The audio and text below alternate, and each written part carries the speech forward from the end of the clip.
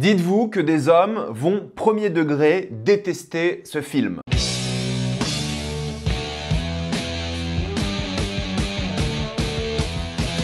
Compagnon. Comme d'habitude, jusqu'à la minute indiquée dans le titre de la vidéo, il n'y aura pas de spoilers, jusqu'à vous êtes tranquille, après on va tout spoiler. Compagnon est l'histoire d'un jeune couple qui va décider de rendre visite à des amis dans une cabane en pleine forêt, mais tout va mal se passer lorsque la jeune femme de ce couple, qui est en réalité un robot, va tuer quelqu'un. Il faut savoir que j'hésitais beaucoup à vous dire si le personnage principal est un robot ou pas. Parce que la première bande-annonce, on n'avait pas d'indication sur le fait que c'était un robot. Mais la deuxième bande-annonce qui est sortie il y a quelques semaines, que j'ai vu pas mal de fois au cinéma, montrait que c'était un robot. Donc j'ai décidé de le dire. Et honnêtement, le fait de savoir que c'est un robot est en vrai un peu utile à l'œuvre. Parce que vous allez voir le début d'une manière un peu différente. J'en parlerai surtout en spoiler. Donc ne vous inquiétez pas, c'est pas un spoil. De toute façon, on l'apprend super vite. Et ils ont fait un choix stratégique, je pense, de le révéler dans les bandes-annonces. Sinon, je pense que les gens auraient vu un autre film et ça aurait encore plus déçu. Mais là, si vous savez que c'est un robot, vous avez des attentes assez particulières et je pense que c'était mieux comme ça. À la base, c'était un film qui devait être réalisé par Zach Cregger qui nous a pondu le très bon Barbare. Moi, j'ai beaucoup aimé. En tout cas, les 45 premières minutes étaient parmi les plus flippantes que j'ai eu dans un film d'horreur depuis longtemps et j'ai rarement peur au cinéma, même si là c'était sur Disney+, mais vous avez compris. Les 45 minutes d'après étaient très bien aussi. Moi, je défends, c'était un vrai film d'horreur. Là, c'est Drew Hancock qui scénarise et qui écrit, mais apparemment, l'équipe de Barbare est avec lui. Je sais pas ce que ça veut dire, honnêtement. J'ai pas vérifié tous les gens qui travaillaient sur Barbare et sur ce film-là. Mais voilà, ils ont fait le marketing comme ça,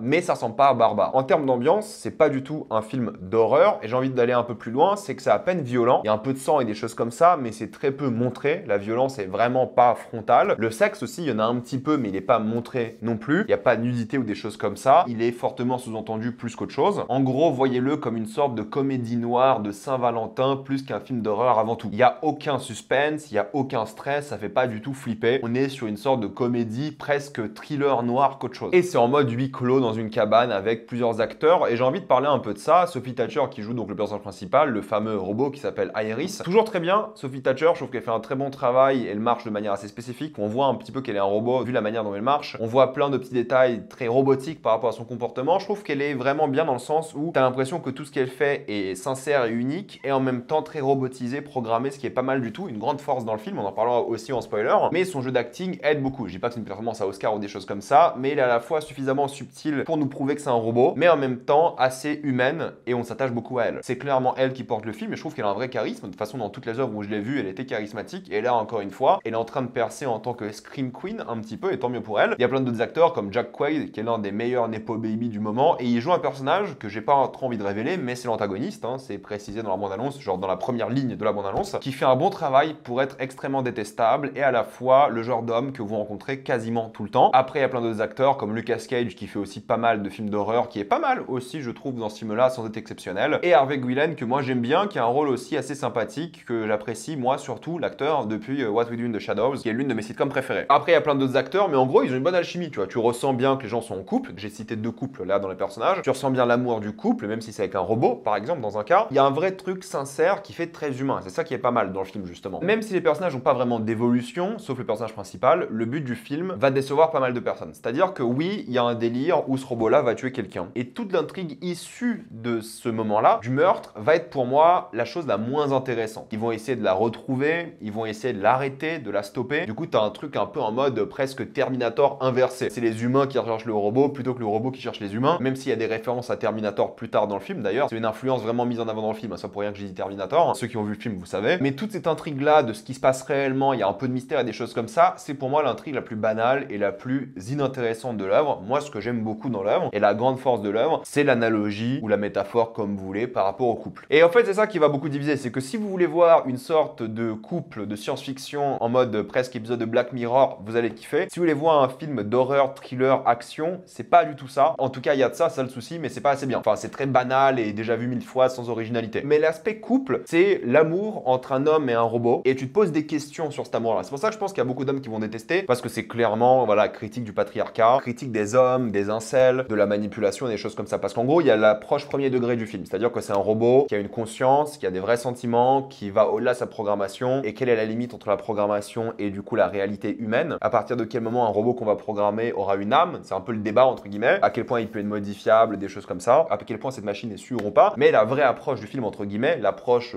plus métaphorique, c'est l'histoire du couple. C'est une femme parfaite qui est dominée par les hommes. Elle est gentille, il y a un côté un peu timide, elle est pas trop confiante, du coup elle a besoin du réconfort besoin de la personne dans son couple, de l'amour de quelqu'un pour vivre. Elle se sent complétée uniquement lorsqu'elle est en couple. Elle a besoin de l'attention de son homme constamment. Elle développe de la jalousie. Mais à la fois, tout ça fait qu'elle est prisonnière de lui, d'un point de vue de programmation, mais dans la vraie vie, d'un point de vue sentimental. Et c'est la femme parfaite pour un homme, entre guillemets, dans le sens où c'est un objet sexuel qui ne dit rien, qui se plaint jamais. Elle obéit à tout. Elle ne ment jamais non plus parce que c'est une machine qui obéit à tout. C'est ça le truc. Elle pardonne, donne des informations. Bref, entre guillemets, encore une fois, c'est la femme parfaite pour les hommes qui veulent manipuler, qui veulent posséder une femme pour leur désir sexuel, émotionnel. Et il y a beaucoup de manipulation émotionnelle, physique même aussi. C'est pour ça que je veux dire que les hommes vont pas aimer, c'est que oui, c'est une critique acerbe de la masculinité, une critique acerbe de nous, ce qu'on dit aux femmes, de comment on les traite, de comment on les juge, de comment on vit avec elles, de ce qu'on attend d'elles. Et tout le monde va se reconnaître dans des petits trucs. Mais oui, c'est encore une fois une critique de tout ce qui est mauvais dans le patriarcat, dans les relations amoureuses, dans le déséquilibre qu'il y a par rapport à certains comportements des hommes. Ça va gueuler not all men, mais bon, quand vous comprenez ce que ça veut dire all men, normalement vous n'êtes pas inclus dedans. Hein. Je précise pour ceux qui n'ont toujours pas compris. Ça va vraiment parler de libre arbitre d'un point de vue de la machine de une, mais surtout des femmes, de comment elles peuvent s'en sortir, comment elles peuvent quitter une relation toxique, ce qu'elles valent réellement dans le couple, à quel point elles sont heureuses mais naïvement dans un couple. Et ce qui est intéressant, c'est que de une, clairement tous les hommes sont pas appréciables dans l'œuvre, ni les femmes d'ailleurs, les autres qui sont présentes, mais surtout que la machine est plus appréciable que les hommes. Et c'est là que c'est intéressant. Après, en termes de réalisation, je vais pas vous mentir, c'est assez simple, assez banal, il n'y a rien de forcément fascinant. Parfois, il y a un peu de composition des cadres intéressante où tu vas voir des personnages un peu dans le fond, un peu floutés, où ça va créer un peu de tension vite fait. Tu auras quelques payoffs intéressants scénaristiquement, surtout parce que je pense que Drew Hancock, qui fait là sa première réalisation de film de cinéma, je précise, a mieux écrit que réalisé. Dans le sens où c'est le scénario qui tient un petit peu en haleine, plutôt que la mise en scène qui est très champ contre champ. Il y a des trucs un peu intéressants quand justement ça va être par rapport à la technologie, par rapport aux yeux, par rapport à l'intelligence. Si vous avez vu le film, vous savez de quoi je parle. Il y a des petits jeux sur ça, sur la couleur de peau du robot qui est très pâle forcément, qui va dénoter par rapport aux autres. J'aime bien la colorimétrie et la photo dans le sens où elle ressort vraiment bien,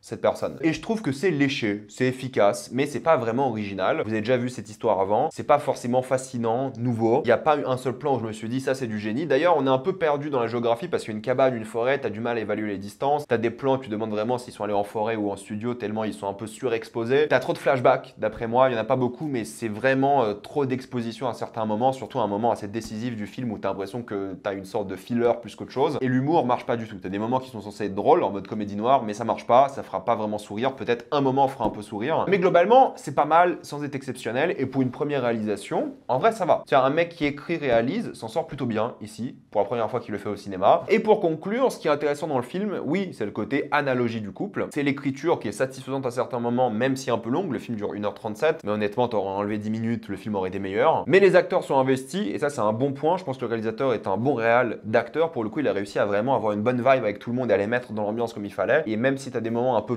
trop longs et répétitifs par rapport à certaines scènes, globalement, ça se regarde bien. Oui, ça aurait pu sortir sur Netflix et j'aurais dit que c'est un film sympathique sur Netflix, mais c'est sorti au cinéma et c'est cool. Après, oui, tout ce qui ne concerne pas le couple est beaucoup moins intéressant et le climax aussi est un peu trop long, justement. Et je pense qu'ils ont introduit trop de choses et ils n'ont pas réussi à se focaliser sur certains personnages. Mais il y a des forces et un peu quelques fulgurances qui sont pas mal du tout. Donc, globalement, oui, je peux le conseiller. Ne vous attendez juste pas à un gros film, c'est tout ce que j'ai envie de vous dire. Ça peut être sympa entre potes, pas forcément mémorable, mais regardable. Maintenant, je vais passer en spoiler.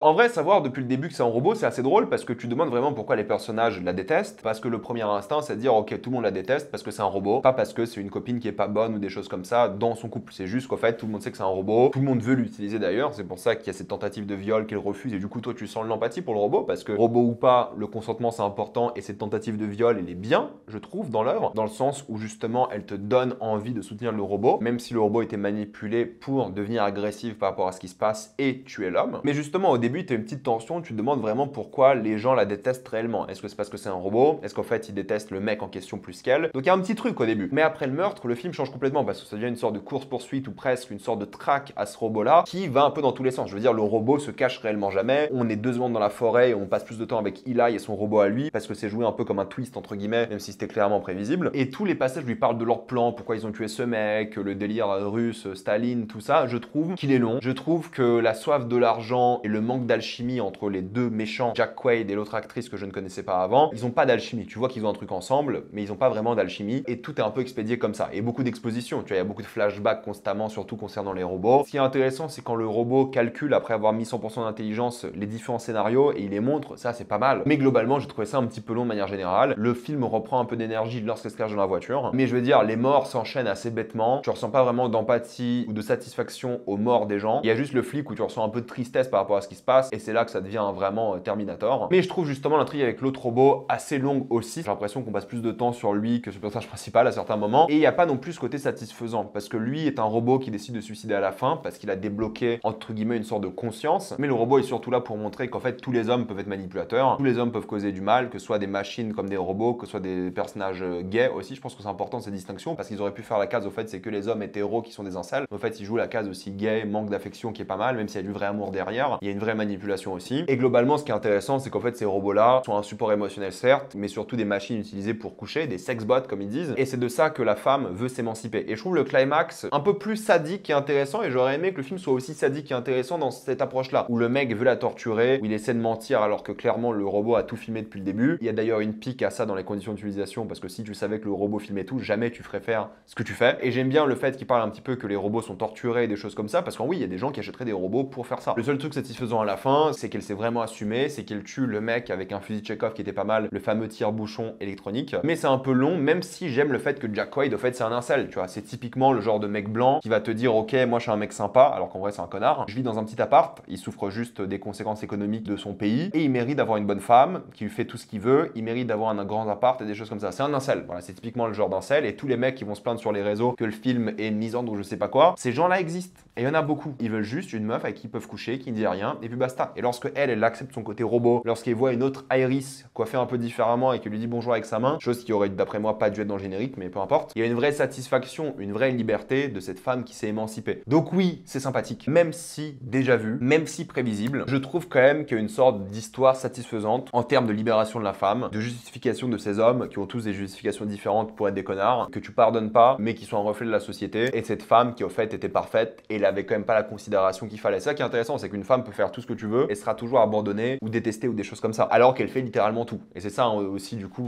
l'idée du film. Donc en vrai cette idée là j'ai bien aimé, j'ai trouvé ça vraiment efficace, sans casser trois pattes à un canard. C'est un bon moment que je vais peut-être oublier, mais j'ai pas détesté, et il y avait quelques petites fulgurances comme je disais. Mais je pense que le film aurait été plus intéressant dans un délire plus horreur sadique que là le côté un peu Saint-Valentin, comédie noire, un peu thriller sur les bords. Je pense que s'ils assumaient le côté horrifique et ils faisaient des choses de plus en plus horribles, ça aurait été mieux, je pense. Je suis pas sûr, mais c'est comme ça que je le vois. Voilà, je vais m'arrêter là, mettez-moi dans les commentaires ce que vous en avez pensé, avez-vous adoré ou détesté, j'ai envie d'avoir votre avis. Et pensez à vous abonner à la chaîne pour voir les prochaines vidéos, mettez un j'aime, ça aide beaucoup la chaîne. Suivez-moi sur tous mes réseaux pour plus de contenu exclusif comme des formats courts ou des lives, et moi je vous dis la prochaine fois, salut à tous.